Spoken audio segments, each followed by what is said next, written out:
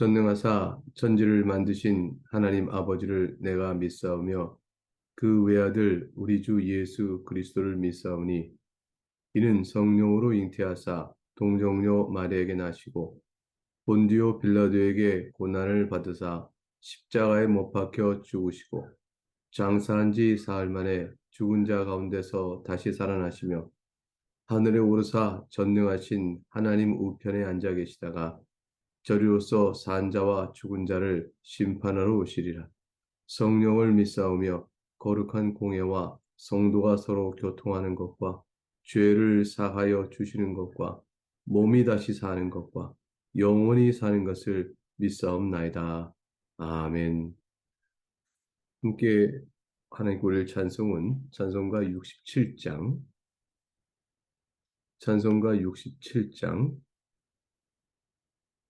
1절과 4절입니다.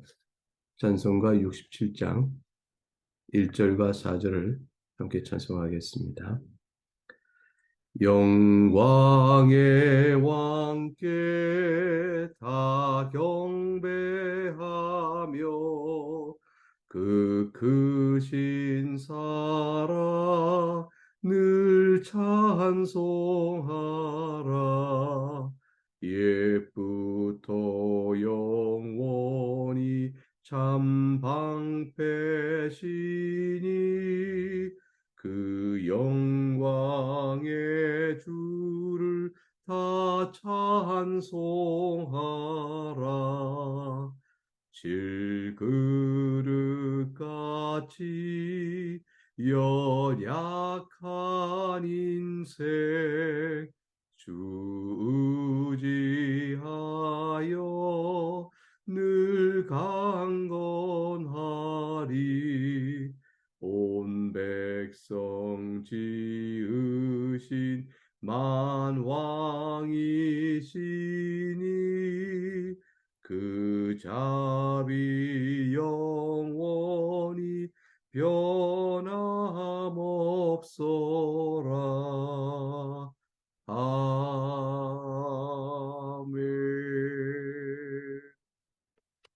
오늘 우리 함께 살필 복된 하나님 말씀은 예레미야 7장 30에서 8장 3절까지 말씀입니다. 예레미야 7장 30절에서 8장 3절까지 말씀, 하나님의 말씀을 봉독하겠습니다. 여호와께서 말씀하시되 유다 자손이 나의 눈앞에 악을 행하여 내 이름으로 일컬음을 받는 집에 그들의 가증한 것을 두어 집을 더럽혔으며 흰놈의 아들 골짜기에 도벳사당을 건축하고 그들의 자녀들을 불살랐나니 내가 명령하지 아니하였고 내 마음에 생각하지도 아니한 일이라. 그러므로 여호와께서 말씀하시니라. 날이 이르면 이곳을 도벳이라 하거나 흰놈의 아들의 골짜기라 말하지 아니하고 죽임의 골짜기라 말하리니 이는 도벳에 자리가 없을 만큼 매장했기 때문이라. 이 백성의 시체가 공중의 새와 땅의 짐승의 밥이 될 것이나 그것을 쫓을 자가 없을 것이라. 그때 내가 유다 성읍들과 예루살렘 거리에 기뻐하는 소리, 즐거워하는 소리, 신랑의 소리, 신부의 소리가 끊어지게 하리니 땅이 황폐하리라. 여호와의 말씀이니라. 그때 사람들이 유다 왕들의 뼈와 그의 지도자들의 뼈와 제사장들의 뼈와 선지자들의 뼈와 예루살렘 주민의 뼈를 그 무덤에서 끌어내어 그들이 사랑하며 섬기며 뒤따르며 구하며 경배하던 해와 달과 하늘의 무별 아래서 펼쳐지게 하리니 그 뼈가 거두이거나 묻히지 못하여 지면에서 분토 같을 것이며 이 악한 민족에 남아있는 자 물은 내게 쫓겨나서 각처에 남아있는 자들이 사는 것보다 죽는 것을 원하리라. 만군의 여호와의 말씀이니라. 하나님의 말씀입니다. 하나님께 감사합니다. 하나님께서는 죄 가운데 있으면서도 하나님께서 돌아오라 말씀하셨으나 고집스럽게 완악한 마음으로 돌이키지 않는 유대 백성을 결국에 심판하십니다.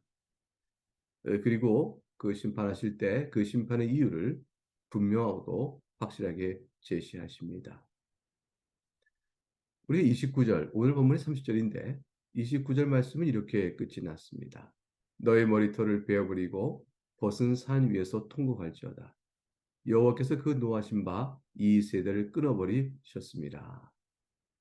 이 한 절의 말씀 안에서 하나님께서 유다 백성에게 죄를 심판하시고 그런 명백한 사실을 보여주면서 동시에 그럼에도 불구하고 유다 백성이 심판받는 것을 기뻐하지 아니하시는 하나님의 그 중심된 심령이 그 마음을 아이러니하게 비춰주고 있음을 볼 수 있습니다. 너희 머리털을 베어버리고 벗은 사이에 통곡할지어라. 여기에 바로 아이러니가 있는 것이죠. 첫째, 머리털을 베어버리라. 라는 것은 수치를 당하여 고통 속에서 울부짖는 표현입니다.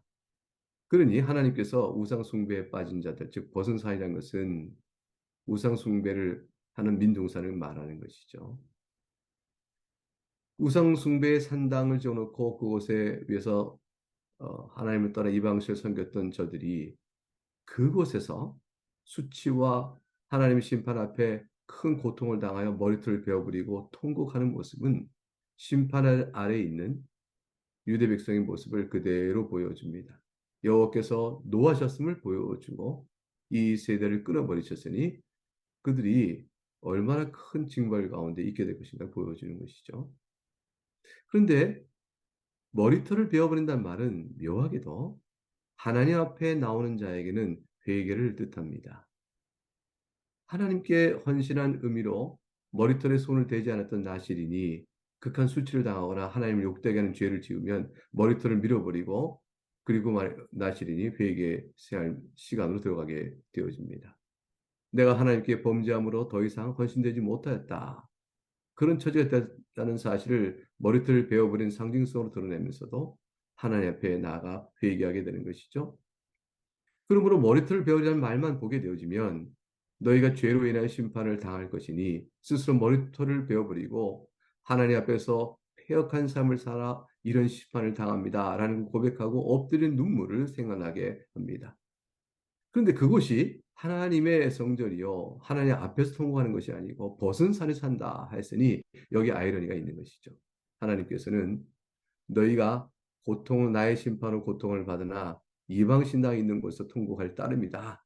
변치 않고 회개치 않는 완악한 이스라엘을 말씀하고 있지만 그러나 머리털을 베어버리라는 말씀 앞에 이 말씀을 듣고 있는 유대 백성들 가운데 남은 자들이요 하나님 앞에 진정으로 돌아오는 백성들은 이 말씀에서 우리가 머리털을 베어버리고 주 앞에 엎드리나이다 라고 나오는 그런 말씀이 되어지는 이중성, 묘한 아이러니가 있게 되어집니다. 그러므로 유대가 회개하길 바라시는 하나님의 그 마음이 이 심판의 말씀 속에서도 여전히 반영되어 있다 할 것입니다. 징벌을 받을 때라도 돌이키면 하나님께서는 벌을 줄여주십니다. 감하십니다. 그리고 다시 품어주십니다. 이것이 징벌의 애초부터의 목적이죠. 그럼에도 불구하고 유다 백성은 돌아서지 않습니다. 도대체 이들이 빠진 죄가 어떨까요? 30절에 보겠습니다. 유다 자손이 나의 눈앞에 악을 행하여 내 이름을 일컫는 받는 집에 그들의 가증한 것을 두고 집을 더럽혔다. 너무 끔찍한 말씀이 나오죠. 이렇게 되어지면 가망이 없습니다. 하나님의 이름으로 일컫는 받는 집, 아예 성전 안에 그들의 가증한 것, 우상을 갖다 둔 것입니다. 이런 정도로 타락하여 하나님을 섬긴다 말하면서도 우상을 갖다 놓고 우상을 함께 섬기니 아무리 변명해도 혼합주의요. 더 나쁘게 말하면 하나님의 이름을 더럽히고 우상으로 하나님을 대체하는 그런 가증한 죄를 짓는 것이죠. 이러고서야 하나님의 백성을 일컫을 수가 없는 것입니다. 우리가 비록 신자이지만 때때로 죄 아래 빠지게 되어지면 하나님의 이름으로 일컬음 받는 하나님께서 우리와 함께 계신 하나님의 자녀인 하나님의 성전인 우리들이 우리 마음속에 우리 생각과 원하는 바에 가증한 것, 우상이요 탐욕을 자리에 두고 그것을 따라 이끌려 넘어지는 죄를 범하니 하나님 보시는 앞에서 죄를 범하는 일이 있게 되어집니다. 깊은 타락에 빠지게 되어지는 것이죠. 31절에 보게 되면 흰놈의 아들 골짜기에 도배사당을 건축하고 그들의 자녀를 불에 살랐나니 이들이 하나님의 성전 앞에 우상을 설치하는 죄악을 범할 뿐더러 또 다른 죄악의 현상은 흰놈의 아들 골짜기요 그곳에 도벳이라는 지역에 사당을 건축하는 것입니다. 흰놈의 골짜기는 더럽고 오염되고 쓰레기를 소각하는 장소였고 항상 불이 소각하기 때문에 타고 있었던 자리입니다. 근데 이 더러운 곳에 도벳이다라고 일컫는 자리를 마련하고 사당을 세웁니다. 그리고 우상 숭배의 대상인 몰렉을 섬기고자 그곳에 행위를 행하니 곧 아들과 딸들을 불 가운데 지나게 하는 악습을 행하는 것이죠. 하나님께서 가장 가증히 여기는 인신제사의 형태를 취하기도 한 것입니다. 내 마음에 생각하지도 아니한 일이요 내가 명령하지도 아니한 일이었으니 이것은 소극적으로 그건 내가 원하는 바가 아니다라는 정도가 아니라 하나님께 금하신 일을 하는 것이요. 이건 악행 중에 악행이요. 하나님이 보실 때 매우 극악한 것이다. 어떠한 변명으로도 하나님 나라에 용납될 수 없는 죄악의 철저한 양상인 것입니다. 하나님께서 이러한 유다 백성의 우상 숭배가 극악한 행위를 어떻게 하시겠습니까? 진노로 심판하지 않으시겠습니까? 끝내 돌이키지 아니하면 진노의 심판만이 저들의 몫이 될 것입니다. 마지막 날에 예수님께서 재림하신 후에 하나님께서 최후의 심판을 이루실 때 바로 이러한 자들, 이런 그악한 일의 행위를 행하며 하나님 앞에 악행한 자들은 다 하나님 나라에 용서될 수 없을 것이요. 끝내 돌이켜 주 앞에 나오지 않았던 죄 중에 거했던 모든 자들의 죄가 다 드러날 것이며 그것은 흰눈 골짜기라 일컬을 만한 영원한 심판의 자리로 들어가게 될 것입니다. 결국 우상 숭배를 하고 자녀를 불길로 지나가게 하며 태우는 인신 제사의 형태를 취하는 이 극악한 행위를 할 때 이들은 그곳에서 소리를 쳤습니다. 그리고 노래를 하죠. 그리고 악기를 두들기고 열광합니다. 그리고 섬기는 우상을 향하여 찬송을 하겠죠. 그들은 즐거워했고 종교적 제사에 열광하며 기뻐했던 그런 모습이 담겨 있는 바로 그 자리. 그 흰놈 골짜기를 하나님은 너희들이 그곳에 그렇게 즐거움을 얻었느냐. 이것이 바로 너희를 심판하는 자리다. 라고 말씀하십니다. 32절을 보죠. 날이 이르면 이것을 도벳이라 하거나 흰놈의 아들의 골짜기라 말하지 아니하고 죽임의 골짜기라 말하리니 이는 도벳의 자리가 없을 만큼 매장했기 때문이라. 너희가 즐거워하는 그 자리는 너희의 삶을 보장하는 자리가 아니요 너희의 죽음을 보장하는 자리가 된다는 것이죠. 그래서 그 자리는 묘지의 자리요 그나마도 시신을 메울 자리조차 없는 죽음의 자리가 될 것이니 시신들 그 위에 던져지게 될 것이라. 더 이상 묻을 자리가 없기 때문이죠. 그렇게 되면 33절에 백성들의 시체는 공중의 새와 땅의 짐승의 밥이 될 거 말 것이니 죽어서도 시체가 수치를 당하고 더럽힘을 당하게 될 것입니다. 누가 그것을 쫓아줄까요? 시신을 보호하고 그럴 자가 없다라는 것은 모두가 다 시체가 되어버리는 것이죠. 살아있어 그것을 시신을 보호하고 공중에서와 땅의 짐승을 내쫓아 시신이 수출 당하지 않게 할 자가 아무도 없을 것이라. 이스라엘 전적인 몰락을 주님께 선언하시는 겁니다. 34절 보겠습니다. 그때 내가 유다 성읍들과 예루살렘 거리에 기뻐하는 소리, 즐거워하는 소리, 신랑의 소리, 신부의 소리가 끊어지게 하리니 땅이 황폐하리라. 유다 성읍들과 예루살렘은 하나님의 나라의 백성들이 사는 삶의 고초요. 그곳에서 하나님과 함께 서로 교통하며 기쁨과 즐거움과 신랑과 신부가 혼인잔치 때 즐거워하듯이 그런 소리가 가득 차기를 하나님 바라셨고 하나님 예배하는 찬송 소리에 하나님을 신랑이요 신부로 맞이하는 하나님의 백성들의 그 아름다운 그 기쁨의 소리가 넘치는 곳이 되어져야 하는 것입니다. 그런데 이들이 하나님을 떠나 있으므로 하나의 심판이 이르게 되어지니 이 기쁨의 소리는 끊어져 버린 것입니다. 땅은 황폐해버리게 되어지고 사람이 살만한 곳이 못 되게 되는 것이죠. 본래 하나님의 백성들은 그 마음에 하나님을 신랑으로 삼고 그리스도를 신랑으로 삼아 그리스도의 말씀과 그의 뜻과 성령 안의 교통 속에서 더 큰 기쁨의 찬송 소리와 즐거움 가운데 살도록 하나님께 부르셨습니다. 그것이 모든 성도의 자랑인 것이죠. 근데 죄 중에 빠져서 돌이키지 아니하면 그 기쁨을 상실하게 되어지니 성도의 신앙의 즐거움을 맛보지 못하게 되고 곤고와 곤핍의 삶을 누리게 되어지게 됩니다.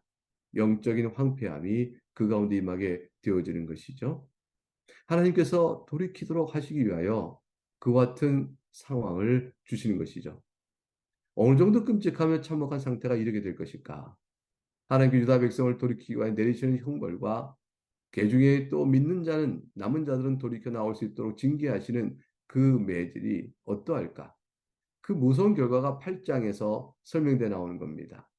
그러면서도 동시에 우리는 여전히 그럼에도 이스라엘이 불순종의 악행에서 돌이키지 않고 있는 모습에 대한 하나님의 고발이 나오게 되는 것을 보게 될 것입니다. 끝도 없고 계속해서 되풀이해도 반복되어지는 내용으로 점점점 유다 백성의 심판의 이유가 분명하게 드러나게 되어집니다.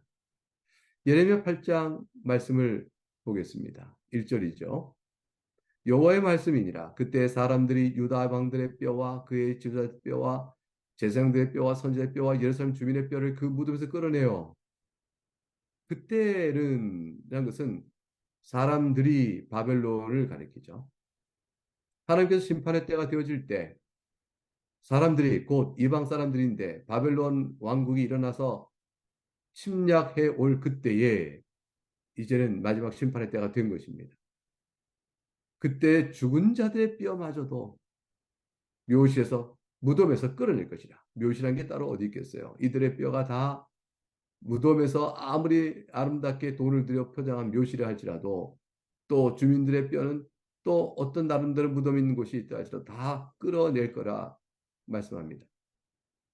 사후에라도 이들이 살아생전에 우상을 숭배하고 가증한 일을 하다가도 자신들의 힘과 권력과 또 돈으로 자신의 무덤을 잘 포장하여 사람들 앞에 환호와 또 명망을 얻고 무덤 속에 들어가 죽을 때까지 영광스럽게 들어간 것처럼 될지라도 하나님께서 심판날에 그들의 모든 묘실을 또 무덤을 파헤쳐서 그들의 뼈나 해골을 드러내심으로 하나님께 지은 죄악의 수치와 이들이 당할 영원한 형벌이 무엇인가에 대한 그것을 보이시겠다고 말씀합니다. 사는 동안에 하나님께 악행을 행하며 그를 불구하고 별일 없다 살아가고 죽을 때까지 평안하다 평안하다 하며 많은 사람들의 칭송을 듣고 죽을지라도 그 죽음이 끝이 아닙니다. 그 후에 하나님의 심판이 있을 날에는 죽음의 자리에서 끌어나와야 되어져서 영원한 진노와 수치를 받게 되어지니 이것은 구약적인 의미에서 하나님께서 저들의 악행을 이렇게까지 심판하시겠다 말씀하는 내용이지만 이 말씀을 그대로 오늘 우리에게 비춰보게 되면 사람이 죽어서 끝이 아니요 영혼과 몸을 다시 부활시켜서 끌어내시는 거죠. 육신의 죽음 가운데서 끌어내셔서 영원한 심판 아래 넣게 되신 것과 같은 내용을 우리에게 보여줍니다. 유다 왕이요 지도자요 제사장들이요 선지자들은 특별히 더 그럴 것입니다. 왜냐하면 이들의 죄가 더욱더 크기 때문입니다. 백성의 악을 바르게 잡아야 할 이들이 도리어 백성을 그 죄악으로 끌어갔기 때문에 이들의 죄는 더욱더 큰 것입니다.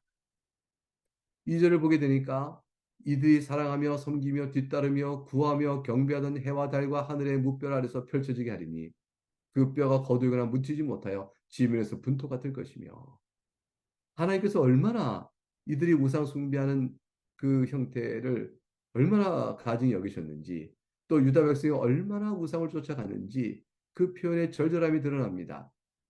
이들이 해와 달과 하늘의 무별 아래서 우상을 숭배했던 모습이 하나님께서는 사랑했다 말씀하세요. 이들이 섬겼다 말씀하세요. 이들이 뒤따랐다 말씀하세요. 이들이 구하였다 말씀하십니다. 그리고 경배하였다 말씀하십니다. 5번에 걸친 동사를 계속해서 반복하시면서 유다 백성이 얼마나 지극함과 정성함으로 이 우상 숭배에 빠졌는지를 하나님께서 적나라하게 지적하십니다. 우리가 죄를 짓고 탐욕 가운데 행할 때는 정말로 우리가 이와 같이 쓰나미에 쓸려가듯 정실 쓸려가면서 자기 마음을 그 앞에 내놓게 되어지는 것입니다. 이들이 당하는 비참한 운명을 우리가 이와 같이 말씀을 통해서 바라볼진데 우리가 죄 중에 있기를 원하겠는가? 아니면 죄에서 돌이켜 하나님 앞에 나가겠는가?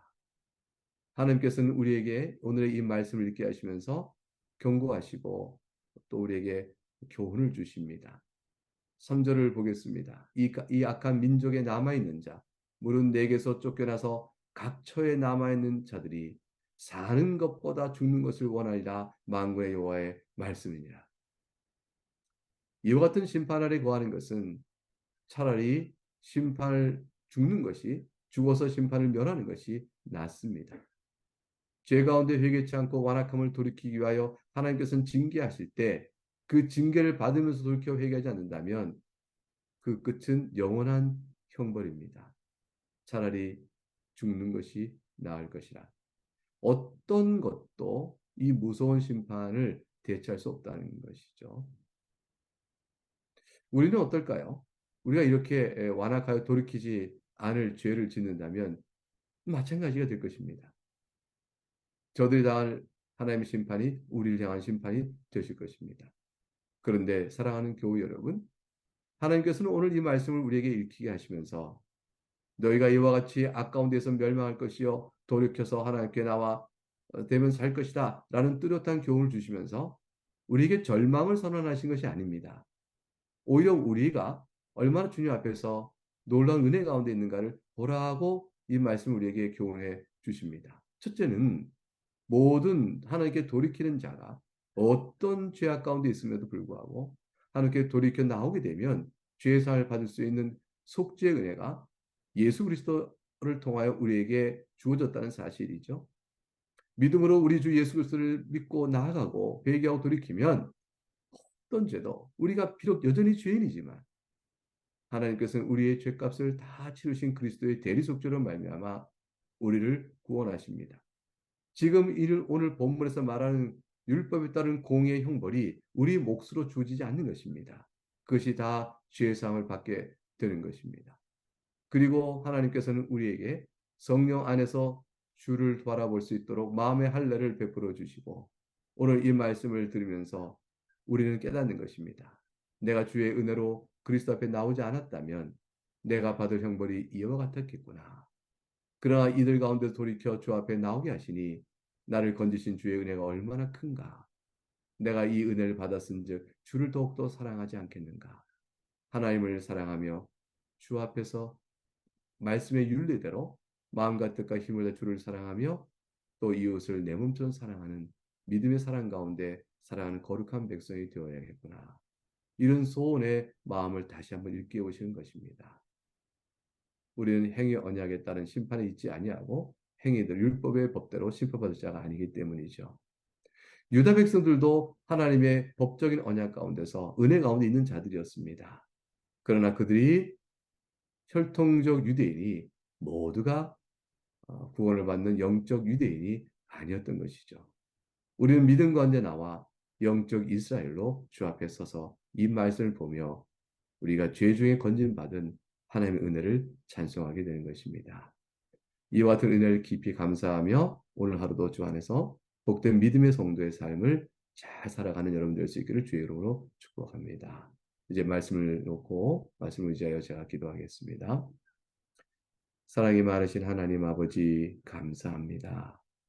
이와 같은 말씀을 통하여 그리스도 안에서 성령의 인도받고 살아가는 사랑하는 성도가 얼마나 복된 것인지 오늘의 우리 모습을 바라보고 구약 저 시대도 남은 자를 끝까지 구원하기 위해서 하나님께서 은혜의 자비로운 말씀을 결코 거두지 않으시는 것을 보면서 또 하나님을 사랑하게 되어집니다. 하나님 아버지, 우리가 이와 같은 주의 인도하심과 말씀의 교훈 앞에 바로 설도록 성령께서 이끌지 아니하셨다면 우리들이 바로 오늘 읽은 본문의 유다 백성의 비참한 종말이 우리 것이 된 것임을 우리가 아옵나이다. 그러나 우리는 건짐을 받았으니 이제 주님을 사랑하고 주 안에 있게 됨을 인하여 기뻐합니다.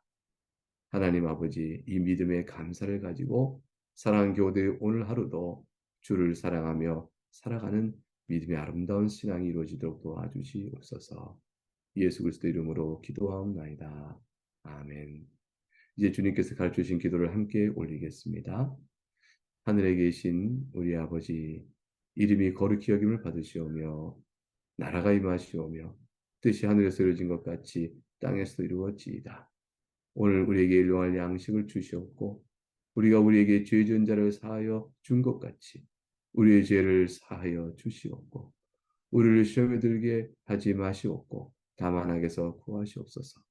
나라와 권세와 영광이 아버지께 영원히 있사옵나이다. 아멘.